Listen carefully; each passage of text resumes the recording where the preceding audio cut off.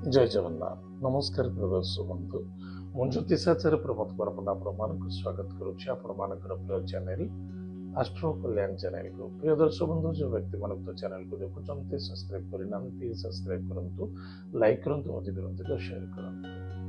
ଯାହା ପ୍ରିୟ ଦର୍ଶକ ବନ୍ଧୁ, ଆଜି ଆମେ ଜାଣିବା ମଙ୍ଗଳ ମହାଗ୍ରହଙ୍କର ଗୋଚରର ଫଳାଫଳ।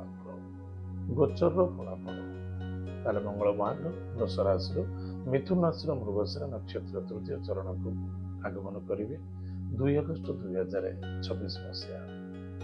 ତାହେଲେ ପ୍ରିୟ ଦର୍ଶକ ବନ୍ଧୁ, ବୈଦିକ ଜ୍ୟୋତିଷ ଶାସ୍ତ୍ର କୁହେ ମିଥୁନ ରାଶିର ଗ୍ରହରାଜ ହେଲେ ବୁଧ। ବୁଧଙ୍କର ଶତ୍ରୁ ଅଛନ୍ତି କିଏ? ନା ମଙ୍ଗଳ। କିନ୍ତୁ ମଙ୍ଗଳଙ୍କର ଶତ୍ରୁ ଅଛନ୍ତି ମଧ୍ୟ ବୁଧ। ତାହେଲେ ଏଠି ଦେଖାଯାଉଛି ମିଥୁନ ରାଶିରେ ବୁଧ, ଏଠି ମିଥୁନ ରାଶିର ଗ୍ରହରାଜ ହେଲେ ବୁଧ, ଏଠି ମଙ୍ଗଳ କିଛି ଖେଳ କରିବେ। ପଲିଟିକାଲ ରାଜନୀତି କ୍ଷେତ୍ରରେ ବହୁତ କିଛି ଖେଳ ହବାର ସମ୍ଭାବନା ଦେଖାଯାଉଛି, ଟିକେ ସାବଧାନ ରହିବେ। ତାପରେ ନିଜ ମନକୁ ସଦା ସର୍ବଦା ସାବଧାନ ରଖିବେ, କାରଣ ମଙ୍ଗଳ ହଉଛନ୍ତି ଫାୟାର, ଅଗ୍ନି ତତ୍ତ୍ୱ ଗ୍ରହ, ନ୍ୟାୟାଧୀଶ, ଅଗ୍ନି ମନ୍ତ୍ରୀ। ତାହେଲେ ନିଶ୍ଚିତ ରୂପରେ ମଙ୍ଗଳ ମହାଗ୍ରହ ଚଳନ ହେଲେ ବହୁତ ଲୋକଙ୍କ ଉପରେ ପ୍ରଭାବ ପଡେ। ଅଗ୍ନି ତତ୍ତ୍ୱ ଗ୍ରହ ମାର୍ସ, ସଫଳତା, ଭୂମିପୁତ୍ର, ବହୁତ କିଛି ଫାଇଦା। ଆଜି ଆମେ ବଞ୍ଚିକି ରହିଛେ କାହା ସକାଶେ? ମଙ୍ଗଳ ସକାଶେ। ଆପଣ ମାଟିରୁ ଯାହା ମିଳୁଛି ଆପଣ ଖାଉଛେ, ଗଛ ବୃକ୍ଷ, ଧାନ, ବିରି, ମୁଗ, କୋଳଥ, ଚା, ଏଗ୍ରିକଲଚର, ସୂର୍ଯ୍ୟ ହେଲେ ମଙ୍ଗଳ କରୁଛନ୍ତି ଏବଂ ଚନ୍ଦ୍ରମା। ଇଏ ହେଲା ପ୍ରକୃତିର ସବୁଠାରୁ ବଡ ପୋଜିସନ, ବହୁତ ସହୟୋଗକାରୀ ଗ୍ରହ ମାନେ। ତାହେଲେ ଆଜି ଆମେ ଜାଣିବା କେଉଁ ରାଶି ପ୍ରତି କଣ କଣ ରେଜଲ୍ଟ ଅଛି। ଯୋଉ ମଙ୍ଗଳ ଚଳିଛି ଆ ପାଇଁ ବିଭିନ୍ନ ପ୍ରକାର ସମସ୍ୟା, କଷ୍ଟ ଠାରୁ କେମିତି ସେଫ୍ଟି ରହିବା, ସିକ୍ୟୁର ରହିବା, ଶାନ୍ତି ରହିବା, ସାବଧାନ ରହିବା। ଆମେ ଜାଣିଗଲେ ଏଇ ଜିନିଷଟା ଖରାପ ଅଛି, ଆମେ ସାବଧାନ ରହିବାଟା ହିଁ ସେଇଟା ହିଁ ବଡ ପ୍ରତିକାର। ଏଇଟା ହେଲା ବଡ ଜିନିଷ। ତାହେଲେ ପ୍ରିୟ ଦର୍ଶକ ବନ୍ଧୁ, ପ୍ରାରମ୍ଭ କରିବା ମେଷ ରାଶି ଠାରୁ। ମେଷ ରାଶି ବ୍ୟକ୍ତି ମାନଙ୍କ ପାଇଁ ପରାକ୍ରମ କ୍ଷେତ୍ର ବିଜୟ ପ୍ରାପ୍ତି ଅଛି, କାରଣ ତୃତୀୟ ଭାବରେ ରହୁଛନ୍ତି ମଙ୍ଗଳ। କୌଣସି ସାଙ୍ଗ ଦୋସ୍ତି ମିତ୍ରତା ମଧ୍ୟରେ ବିଶ୍ୱାସ ଭରସା କରି ପଇସାର ଆଦାନ ପ୍ରଦାନ କରିବାକୁ ବର୍ଜିତ କରିବେ। କୌଣସି ନୂତନ କର୍ମକ୍ଷେତ୍ରରେ ଇଣ୍ଟରଭ୍ୟୁ ଦେବାର ଅଛି ବା କର୍ମକ୍ଷେତ୍ର ଜଏନିଂ କରିବାର ଅଛି। ମଙ୍ଗଳ ତ 45 ଡେଜ୍ ପାଇଁ ଚାଲୁଛନ୍ତି, ତାହେଲେ ଜବରଦସ୍ତ ସଫଳତା ଅଛି। ଭାଗ୍ୟ, ତାହେଲେ ଭାଗ୍ୟରେ କିଏ ଅଛନ୍ତି? ନା ଧନୁ ରାଶି। ମେଷ ରାଶିର ଭାଗ୍ୟ ସ୍ଥାନ ହଉଛି ଧନୁ ରାଶି। ଧନୁ ରାଶିରେ କଣ ଅଛି? ନା ସ୍ୱୟଂ ଶନିଙ୍କର ମଧ୍ୟ ଦୃଷ୍ଟି ଅଛି। ଶନି ଆଉ ମଙ୍ଗଳଙ୍କର 36 ଆଖରା।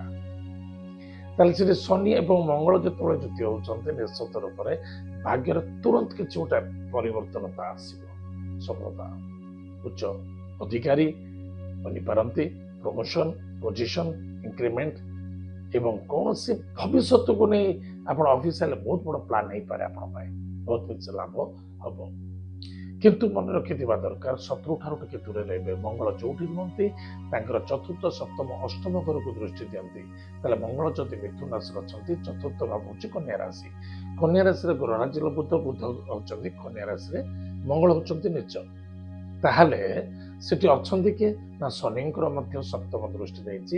ଶତ୍ରୁ, ଚିନ୍ତା, ଋଣ, ରୋଗ ଏସବୁ ଦେଖାଦେବ, ଟିକେ ସାବଧାନ ରହିବେ। ପୋଲିସ ମାଟର, କୋର୍ଟ କଚେରୀଠାରୁ ଦୂରେଇ ରହିବା ଏବଂ ହାର୍ଟ ପେସେଣ୍ଟ ଯୋଉମାନେ ଅଛନ୍ତି ସେମାନଙ୍କୁ କୁହାଯାଉଛି ବିଲକୁଲ ଷ୍ଟ୍ରେସ୍ ଆଣ୍ଡ ଡିପ୍ରେସନ ଭିତରକୁ ଯିବା ନାହିଁ। ମନକୁ ଶାନ୍ତି ଏବଂ ସନ୍ତୁଷ୍ଟ ରଖିବା, ଦ୍ୟାଟ୍ ଇଜ ମୋଷ୍ଟ ଇମ୍ପୋର୍ଟାନ୍ସ। ଇଏ ହେଲା ମେଷ ରାଶି ବ୍ୟକ୍ତି ମାନଙ୍କ ପାଇଁ। ଭାଗ୍ୟରେ ପରିବର୍ତ୍ତନତା ଆସିବ, ବାସ୍ ଆପଣ ଡୁ ୟୋର ଡ୍ୟୁଟି ଟୁ ବିଜନେସ୍, କର୍ମ କରି ଚାଲନ୍ତୁ। ମେଷ ରାଶି ବିଷୟରେ ଜାଣିଲେ, ଏବେ ଆସନ୍ତୁ ଜାଣିବା ବୃଷ ରାଶି। ବୃଷ ରାଶି ବ୍ୟକ୍ତି ମାନଙ୍କ ପାଇଁ ଧନର ଘର, ଦ୍ୱିତୀୟ ଭାବ, ଅର୍ଥନୈତିକ କ୍ଷେତ୍ର। ତାହେଲେ ଅର୍ଥ ଯୋଗ ଦେଖା ଦଉଛି, ପରାକ୍ରମ କ୍ଷେତ୍ର ବିଜୟ ପ୍ରାପ୍ତି ହେବ। ଏବଂ ବୃଷ ରାଶି ସ୍ପେସିଫିକ ଦେଖିବେ, ବୃଷ ରାଶି ବ୍ୟକ୍ତି ମାନଙ୍କର ଘର ହଉଛି ବିଛା ରାଶିର ଗ୍ରହରାଜ ହେଲେ ମଙ୍ଗଳ। ମଙ୍ଗଳଙ୍କର ଘର ହଉଛି ବିଛା ରାଶି ଏବଂ ମେଷ ରାଶି। ବ୍ୟୟ ମଧ୍ୟ ଅଛି, ଟିକେ ସାବଧାନ ରହିବେ। ଯିଏ ଦେଇପାରେ ସେ ନେଇପାରେ। ତାହେଲେ ବୃଷ ରାଶି ବ୍ୟକ୍ତି ମାନଙ୍କ ପାଇଁ ଅର୍ଥ ଯୋଗ ଅଛି, ଖର୍ଚ୍ଚ ଯୋଗ ଅଛି, ଭ୍ରମଣ ଯୋଗ ମଧ୍ୟ ଦେଖାଦେବ। ପରାକ୍ରମ କ୍ଷେତ୍ର ବିଜୟ ପ୍ରାପ୍ତି ହେବେ। କିନ୍ତୁ ମନେ ରଖିଥିବା ଦରକାର ସନ୍ତାନଙ୍କ କ୍ଷେତ୍ରକୁ ନେଇ ଖାଲି ଧନ ପ୍ରାପ୍ତି ଯୋଗ ନୁହଁ, ସନ୍ତାନ କ୍ଷେତ୍ରରେ ସୁଖ ଶାନ୍ତି ସମୃଦ୍ଧି ବାଣୀ ବ୍ୟବହାର ଠିକ ରଖିବା ଆବଶ୍ୟକତା ଅଛି। ଖାଦ୍ୟ ପାନୀୟ ଭୋଜନ ପ୍ରତି ଟାଇମ ଟେବଲ ରଖିବେ। ଅଖାଦ୍ୟ ଭୋଜନ କରିବେ ନାହିଁ।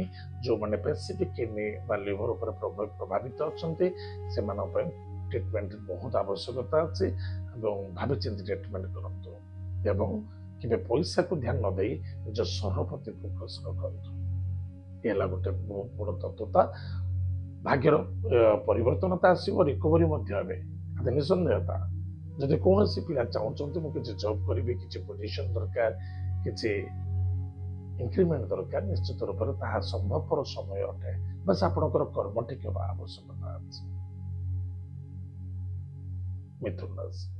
ମିଥୁନ ରାଶି ବ୍ୟକ୍ତି ମାନଙ୍କ ପାଇଁ, ମିଥୁନ ରାଶି ଗ୍ରହ ରାଶିରେ ବୁଧ ମୁଁ ଷ୍ଟାର୍ଟିଂରୁ କହିସାରିଛି, ମଙ୍ଗଳ ସ୍ୱୟଂ ଅଛନ୍ତି।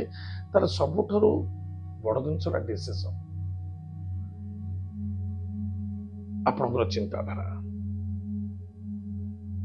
ଆପଣ ଠିକ ରଖିବା ପାଇଁ ଚେଷ୍ଟା କରନ୍ତୁ।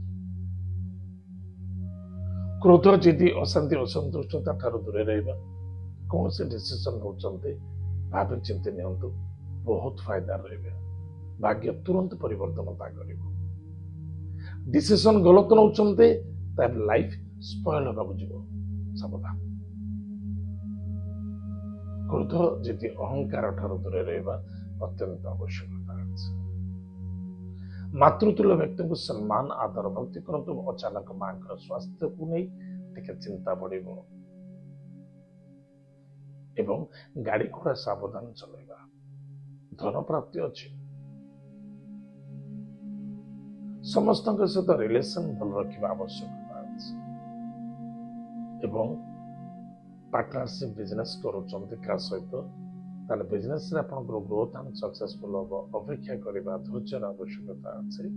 ଅଚାନକ ପାର୍ଟନର ସ୍ୱାସ୍ଥ୍ୟକୁ ନେଇ ଚିନ୍ତା ଦେଖାଦେବ।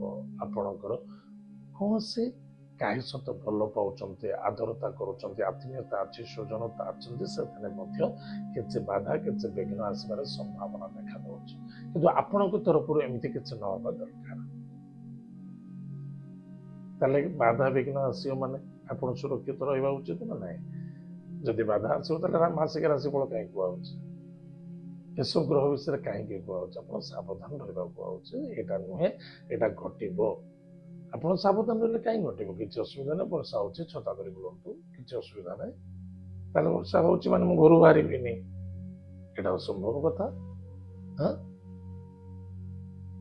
ତାହେଲେ ଅଷ୍ଟମ ଭାବେ ଦୂରଯାତ୍ରା, ବିଦେଶ ଯାତ୍ରା, ଭ୍ରମଣ ଯୋଗ ମଧ୍ୟ ଅଛି ଏବଂ କୌଣସି ଆପଣଙ୍କୁ ସହଯୋଗ ଚାହୁଁଥିଲେ ଏ ମଙ୍ଗଳ ମହାଗ୍ରହଙ୍କ ସମୟରେ ସହଯୋଗ ମଧ୍ୟ ମିଳିବ। କିନ୍ତୁ ମନେ ରଖିବେ, କ୍ରୂରତା ନୁହେଁ, ସନ୍ତୁଷ୍ଟି। ଯୋଉଟା କ୍ରୂରତାରେ ଆପଣ କରିବାକୁ ଚାହୁଁଛନ୍ତି ତାକୁ ସନ୍ତୁଷ୍ଟ ଏବଂ ଶାନ୍ତିରେ କରାନ୍ତୁ। ଯୋଉଟା ନଖରେ ଚିଣ୍ଡିବ ତାକୁ କୁରାଢି ଲଗେଇବା ଆବଶ୍ୟକତା ନାହିଁ। ଆଉ ଗୋଟେ କଥା ମନେ ରଖିଥାନ୍ତୁ, ଗୃହ କାର୍ଯ୍ୟ, ପ୍ରପର୍ଟି, ଜମି ଜାଇଦାଦ ଆପଣଙ୍କୁ ପ୍ରାପ୍ତି ଯୋଗ ଅଛି। ପ୍ରପର୍ଟି, ଜମି ଜାଇଦାଦ ପ୍ରାପ୍ତି ଯୋଗ ଅଛି ଏବଂ ଗୃହ କାର୍ଯ୍ୟରେ କିଛି ଧନ ନିବେଶ କରୁଛନ୍ତି ଆପଣ କରିପାରିବେ, କିନ୍ତୁ ଲିଟିଗେସନ ଠାରୁ ଦୂରରେ ରହିବା ଅତ୍ୟନ୍ତ ଆବଶ୍ୟକତା ଅଛି। ପ୍ରିୟ ଦର୍ଶକ ବନ୍ଧୁ, ଆଜି ଆମେ ଜାଣିଲେ ମଙ୍ଗଳ ଗ୍ରହ ଗୋଚର ହିସାବରେ ମେଷ ରାଶି, ବୃଷ ରାଶି ଏବଂ ମିଥୁନ ରାଶି ବିଷୟରେ। ଆସନ୍ତାକାଲି ଜାଣିବା କର୍କଟ, ସିଂହ ଏବଂ କନ୍ୟା ରାଶି ବିଷୟରେ। ଆଜି ତ ସମୟ ଯାଇଛି, କାର୍ଯ୍ୟକ୍ରମ ଆମେ ଏଇଠି ରଖୁଛୁ। ପୁଣି ଦେଖା ଆଗାମୀ ମଧ୍ୟରେ। ଜୟ ଜଗନ୍ନାଥ, ନମସ୍କାର।